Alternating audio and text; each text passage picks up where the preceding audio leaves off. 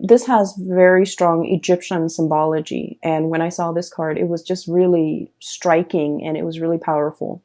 It indicates to me some sort of an eclipse, okay?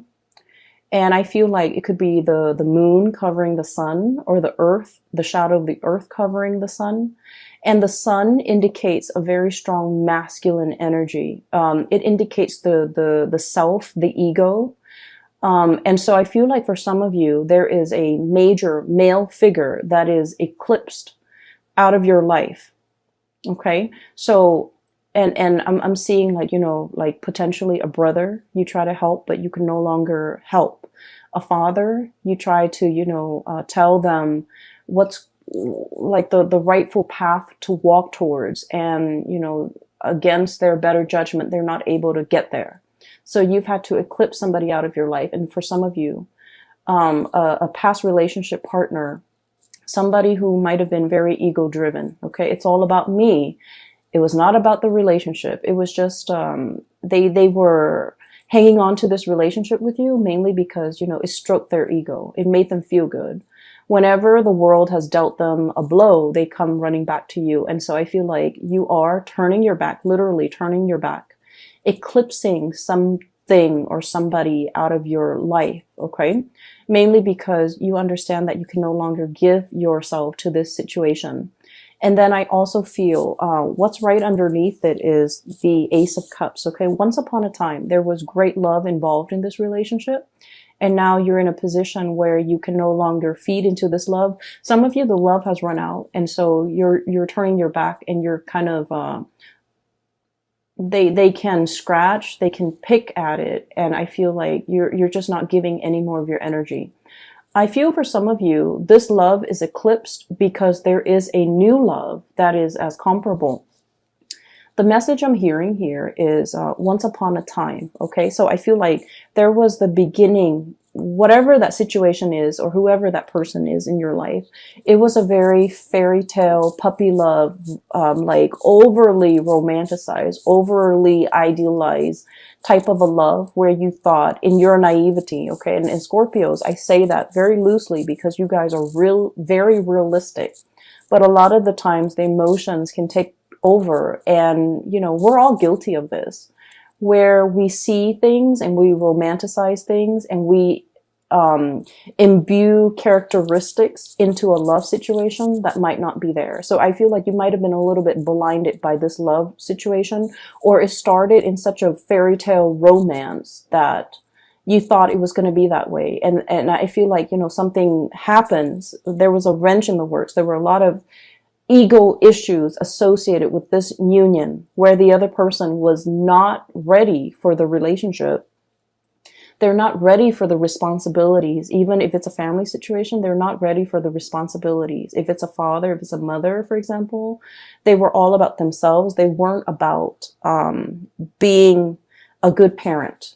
If it's a love relationship partner, they were all about me. They weren't about the partnership. So I feel like it was a rude awakening for you. And it took many, many, many bouts of disappointment for you to get to this point. And then some of you, you have found somebody new, okay?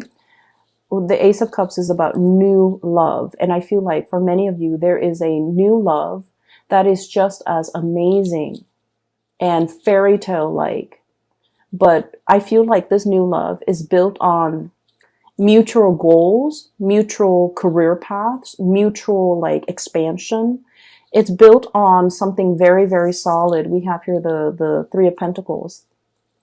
I see this as like communication that is all about self-improvement, okay? Constructive criticism, giving and receiving, but also like learning how to be a better partner, learning how to be a better friend, learning about responsibilities, learning about, you know, equal give and take. So this is a card that is very, it's very oriented when it comes to like consultation, asking other people for advice, receiving feedback, not being defensive when it comes to constructive criticism. So in this new love relationship, there's a lot of growth. There's a lot of room for expansion.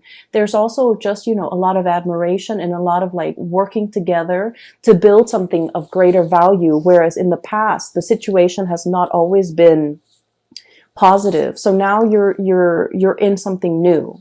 And we have here the Three of Wands, waiting for your ship to finally come in, letting go, you know, untying, okay, unraveling of this ribbon here to get rid of baggage, to get rid of emotional baggage or like self-defeating talks, things that we tell ourselves, or just, you know, just burdens from the past, in order to free yourself for this new love that is in the picture for you. So that message and the image came in very powerfully. So I feel like a lot of the times, and this is why, and you know, a lot of people don't like Mercury retrograde. I don't like it. I have a lot of air and it affects my communication. And I'm an Aquarius, so it also affects a lot of electronics around me. They malfunction like just left and right. So I don't really enjoy Mercury in retrograde cycles. However, the best insights that I've ever come to terms with, the best, like, you know, long-standing problems that I was not able to solve, the solutions come in during Mercury in retrograde cycles. And things that I thought I could put up with, they kind of implode and they become very overwhelming. And it's basically a signal for me to let things go. And I feel like you're coming across very similar energies where you weren't really sure which way to go. And this Mercury retrograde cycle pretty much solidifies your decisions, okay? So for example, there was a person, right? You're just like, can we stay friends? Can we get back together? Can we be cordial with one another? I feel like this Mercury retrograde cycle, you're going to start to feel somebody infringing upon your boundaries, somebody overstepping their boundaries with you, somebody telling you what to do, somebody who's not respectful when you say no. No means no, and they're not really respectful of that. So I feel like somebody who's trying really hard to push your buttons, to get your attention, to you know, try to revive something that they used to have with you, and their efforts will become very obvious. The way they go about it will not be pleasant. And I see that you're going to start to realize that, you know what, this is their pattern. This is like a running theme with them. You're going to be able to be very you're going to be sensitive to the imbalance in the relationship with them, to the point where you will make up your mind not to tolerate it and eclipse this person from your life. Okay. So I definitely see a lot of unraveling. Okay. No longer being bound to something and moving ahead to a new love situation, a new environment where it's a lot healthier. It's a lot more about communication. It's a lot more about growth and expansion, and, you know, walking towards somebody that is a lot more compatible and a more like you. But the bottom line is, I feel some of you are able to leave the past behind because you have the support of a grand new love. Okay. So the first 6 cards are pretty much reinforcing the energy of that image I'm seeing. Okay. So here's the thing. I mentioned this with Taurus. Okay. So Taurus is a fellow fixed sign, and this is a common theme when it comes to fixed signs. Okay. So Taurus, Leo, Scorpio, and Aquarius. Okay. Being a fixed sign basically means that, you know, when we say we're going to do something, even if we're sick, even if we're on our deathbed, we drag ourselves out of bed in order to finish that thing because we promised somebody we would do it. So there's a lot of, I feel like, you know, it's like you're a man of your word. You're a woman of your word. When you say you're going to do something, people hold you to it. They have a great deal of respect for you, how trustworthy you are, as well as how stable and dependable you are. Okay. It's a very strong virtue of a fixed sign. And then the flip side of that, okay, the shadow side of being a fixed sign, especially for you guys, Scorpio, is that you hang on to situations for a little bit too long, okay? You have those pincers, okay? And then you grab onto situations, even when something is not good for you, okay? Mainly because I feel for you guys, it's that emotional investment, the sunk cost, okay? I've spent this much amount of time on this person. And I feel like a lot of the times, you know, your emotions take over. When you're in love, you love desperately with, you know, your body, your heart, your soul. And it's really hard for you to hold back when it comes to somebody that you love. You would go to the ends of the earth for the other person. Okay. That's how devoted you are. And I feel like there was a situation in the past where you gave so much of yourself. There was nothing. There was like barely anything left for you. Okay. You ran yourself ragged for this person. And then you realize that I feel like it took something away from you. You know, it was like one of those things where, yes, you can recover from it. You can step away, start your life all over again, but it did something to you. It knocked that sense of naivety from you. It taught you a lot about, you know, loving yourself first. It taught you a lot about, you know, setting healthy boundaries. And it taught you a lot about, you know, really putting yourself first more than anything. Okay, so in this situation, I feel like there's a lot of fears. Okay, so like in this new love situation, everything is very stable. There's great communication. There's great passion, chemistry. But you don't want to play the fool. You're not going to rush into it, you know, with a blindfold on.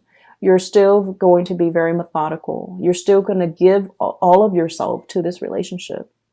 And I feel like in the back of your mind, it's always like, you know, when is the other shoe going to drop? When are the temper tantrums or the selfishness from this person going to come in? But I feel like you are aware that you're dealing with a new person. You are aware that there's a lot of great communication here. You are aware that this situation is very reciprocal, but you're still perpetually, you know, skeptical about the connection. So that's the first thing. I feel like you guys have really strong intuition, but when you're in love, you overlook a lot of things. Okay. So I have here the Magician, sleight of hand. Okay. So the words that come out with this card here is like concealment. Okay. Distraction, a red herring, somebody creating a distraction to kind of like lead the audience or the viewers to focus on something else that they want to show rather than something else that other people might be curious about. So it's like sleight of hands, the trick. Okay. It's like the trickster. Not that you're dealing with somebody like this, but I feel like you are very, very skeptical, and you are also trying to unearth. You are also trying to like figure out information. You're also trying to like, you're basically trying to cover yourself so that you don't get hurt. So I do see a situation where you're potentially, you know, you're curious about a lot of things.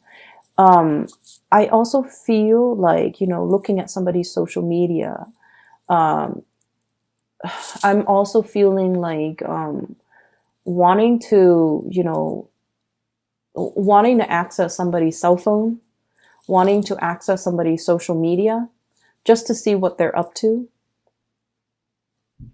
Mainly because I feel like there isn't cause for concern, but I feel like you're curious. Okay. And I feel like there was a past situation that left you feeling like I need to, you know, preemptively find out these things just to make sure they're not doing anything. Well, the problem with that is whenever we set out to confirm a negative, so for example, I want to make sure, so just for an example, okay, I'm dating Bob. I want to make sure that Bob is not cheating on me. I'm going to go through his cell phone. I'm going to go through his email. I'm going to go through his, Instagram account just to make sure that he's not talking to another girl. And so I hack into his cell phone, hack into his Instagram, check all of his emails, and then I find nothing. Okay. So I'm trying to confirm a negative that he's not cheating on me. And so, I find nothing. When I find nothing, I'm actually very happy. But then 5 and 6 months later, I'm going to do it again, because we won't stop until we find something positive, right? Like a positive. Oh, he's sending this woman picture. He's sending an email to this other lady. And so I feel like you're very curious. Something is grabbing your attention and you're trying to confirm. You're trying to confirm a negative. And when we try to confirm a negative and we find that negative, we never stop. However, if you have a hunch that, oh, so-and-so is cheating on me, and you find that proof, you're gone, and you will never need to dig into his phone to confirm it again, because you've already found it. So I feel like there's a dicey situation here that some of you might be embarking on, and I just want you to be a little bit careful. If you feel like you don't trust somebody, trust your intuition. But you need to also understand, exactly like, why don't I trust this person? Piece together that entire narrative and that entire story before you jump the gun. Okay? Piece together the entire history that you have with this person. And try to figure out, have they ever lied in the past? If they've lied in the past, what's stopping them now? So that might be your answer. On the other hand, it's like, have they ever lied to me? Have they ever done anything deceptive? Have they ever lied to other people? Have they ever cheated? If that history of, lying and cheating has not been there, then you don't really have enough to go by. So I feel like, past history is very indicative of future. And so that might be where you need to look to figure out whether or not you can 100% invest in this person or invest in this situation, because I feel like somebody from the past really left their imprint on you. It's made you very doubtful. It's made you very skeptical.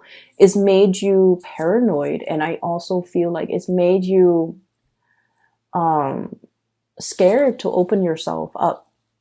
Okay, it's made you like jaded when it comes to people. And so you're just trying to protect yourself. So I feel like, if there are like hunches and things like that, it's not really stemming from something that is not coming from this relationship or this person. I feel like it's the fears and the insecurities that the previous person has caused, okay? That's triggering things in you, okay? So that's the first 6 cards that I am sensing here. There was another message that came through. I wrote it down because I've had this spread laid out for the past few days, but I just could not get a coherent message, but now it's coming through. Okay, so what came through is this Emperor. And I'm hearing that Beatles song, I'm the walrus, but I'm seeing this person, okay? This is a person who is like a person in a position of authority, okay? He's the Emperor. He rules empires. He rules kings. He has a lot of wisdom, he has wisdom, he has experience. He's just really, really good. He's somebody that everybody comes to for advice, for guidance, for answers, okay? However, I was looking at this card, and then the message that I'm hearing is the sun is setting on his reign. the sun is setting on this empire, meaning it's going away. The power, the prestige, the heyday, the glory. I feel like it's fading.